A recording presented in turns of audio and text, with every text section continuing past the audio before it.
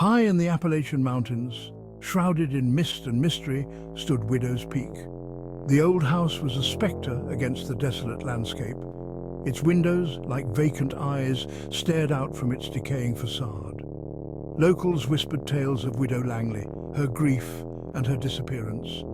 No one dared to approach the house. It was a place consumed by darkness. For generations, parents warned their children to stay away from Widow's Peak. Its shadow stretched long and cold. Some said they saw lights flickering in the dead of night. Others heard mournful wails echoing from within. The house stood as a silent testament to the tragedy that unfolded within its walls. The air around Widow's Peak was heavy with unspoken sorrow and dread. The silence was unnerving, broken only by the rustling of leaves and the cawing of crows. The stories about Widow's Peak were more than just folklore. They were warnings. They painted a chilling picture of the house and its tragic past. Mary Langley was a vision of loveliness.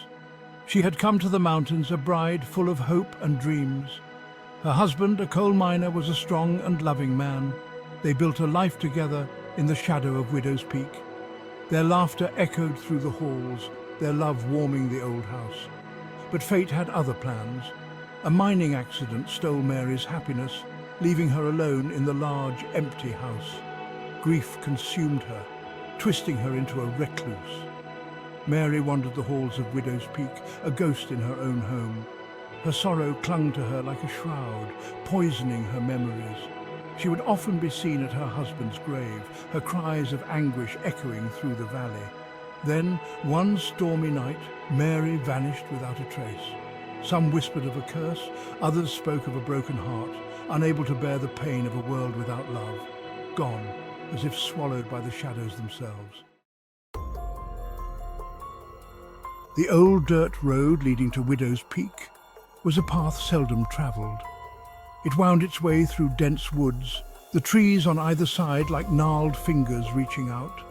The air grew colder as the road climbed higher. The forest pressed in, fueled by whispers and shadows. Guys, I don't know about this. The stories, they give me chills. Come on, Jenna. It's just an old house. We've got to see if the legends are true. Yeah, Mark's right. Besides, don't you want to say we spent the night at Widow's Peak? It was here that four friends, Jake, Emily, Ben and Chloe, found themselves on a Friday night. They were drawn to the unknown, emboldened by youthful curiosity. They had heard the stories, whispered in hushed tones around campfires. The legend of Widow's Peak was a siren's call, beckoning them closer. I still think this is a bad idea. Don't be such a scaredy cat, Jenna. It's just a house. Let's do this. I dare you all to spend the night inside. As they stood before the rusted iron gates of Widow's Peak, a dare was made. Little did they know they were about to awaken something sinister. The front door creaked open, groaning under the weight of years and neglect. Dust motes danced in the thin rays of moonlight that sliced through the gloom. The air inside was thick with the smell of decay. It felt heavy, as if the house itself was exhaling a long, mournful sigh. Whoa, this place is even creepier than I imagined. Look at all this old stuff. It's like stepping back in time. Stepping inside, the teenagers were met with an eerie silence. They moved cautiously, their footsteps echoing on the wooden floors. Each room they explored was a glimpse into the past, frozen in time. Check this out, guys, an old diary. In the parlor, a grand piano sat silent, its keys yellowed with age. Sheet music lay scattered on the floor as if someone had just been playing. Upstairs, in what was once the master bedroom, they found a faded wedding portrait. The bride's eyes seemed to follow them, her smile a haunting reminder of happier times. This must be Mary Langley. She looks so sad. An old diary lay open on a dusty table, its pages filled with faded ink and Mary's elegant script. As Emily carefully turned the brittle pages, she felt a chill run down her spine. The words spoke of love, of loss, and of a darkness that was slowly consuming her. The teenagers were captivated, drawn deeper into the mystery of Widow's Peak. They were oblivious to the shadows that were lengthening around them. They didn't notice the cold spots that seemed to follow them from room to room. As darkness fell, the atmosphere inside Widow's Peak shifted. Shadows danced in the flickering light of their flashlights. The silence was broken by the sound of floorboards creaking. It sounded as if unseen footsteps were pacing above them. It's just the age of the house, and maybe the wind whistling through the cracks. But even Mark couldn't shake the feeling that they were being watched. Jenna, her senses heightened, felt a cold spot settle over her. Did you feel that? It's like something is here with us. A sudden gust of wind slammed a door shut, the sound echoing through the house like a scream. Mark jumped, his heart pounding in his chest. He shone his flashlight down the hallway, seeing only darkness staring back at him. We should leave. This place is bad. The whispers started then, soft at first, like the rustling of leaves just outside the windows. But as the night wore on, they grew louder, more insistent. They realized that the legends they had dismissed as mere stories were all too real. They sought refuge in the master bedroom, the same room where they had found the wedding portrait. The air here felt heavier, thick with a palpable sense of sorrow. The silence was broken only by the sound of their own ragged breathing. Look, over there! Lisa, her nerves frayed, gasped, pointing to the old tarnished mirror that hung above a vanity table. There in the mirror. At first they saw nothing. Then, as their eyes adjusted to the shadows, they saw it. A face, pale and gaunt, staring back at them from the depths of the mirror. It was Mary's face, her eyes filled with a deep, unfathomable sadness. Mark, his bravado shaken, stepped forward, raising his flashlight. But the face remained, flickering in and out of view. Jenna, unable to tear her gaze away, felt a wave of dizziness wash over her. The room seemed to spin, the whispers growing louder. Panic welled up inside them. They were trapped, hunted by something they couldn't understand.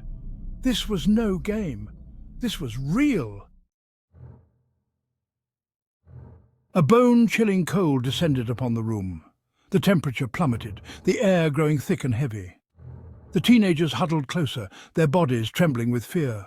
Then, a ghostly white hand materialized from the mirror, its fingers long and slender. The touch was icy cold, sending a jolt of fear through our bodies. Emily screamed, her voice echoing through the empty house. She stumbled back, tripping over a loose floorboard. She landed hard, her eyes wide with terror. The ghostly hand retreated back into the mirror. Mary's face, contorted in an expression of anguish, lingered for a moment longer. Then, as quickly as it had appeared, it vanished. The room was plunged into an eerie silence once again. Adrenaline surged through Jake. He broke free from the grip of fear. "We have to get out of here," he shouted, his voice hoarse with terror. Scrambling to their feet, they stumbled out of the room. They ran blindly through the dark house, their only thought escape. The floorboards creaked and groaned beneath their feet. It sounded as if the house itself was trying to hold them captive. They raced down the hallway, their hearts pounding in their chests. The whispers followed them, taunting them, urging them on. They burst out of the front door and into the cool night air. They didn't stop running until they were far from the house, their lungs burning, their legs aching. As they stumbled through the dark woods, the sounds of the house faded behind them. They collapsed onto the forest floor, gasping for breath, their bodies trembling with fear and exhaustion. They had stared into the face of true evil. The next morning, the rising sun cast long shadows across the forest floor. The first rays of light found the teenagers huddled together at the edge of the woods. They were pale and shaken, their eyes vacant, reflecting the horror they had witnessed. Concerned hikers, drawn to our cries for help, alerted the authorities. We were taken to the local hospital, our bodies battered and bruised, our minds scarred by the events of the night. The doctors dismissed their claims as hallucinations, but deep down, the teenagers knew the truth. They had seen the face of Mary Langley. They returned to their lives, forever changed by their experience. Widow's Peak still stands, a silent sentinel overlooking the valley.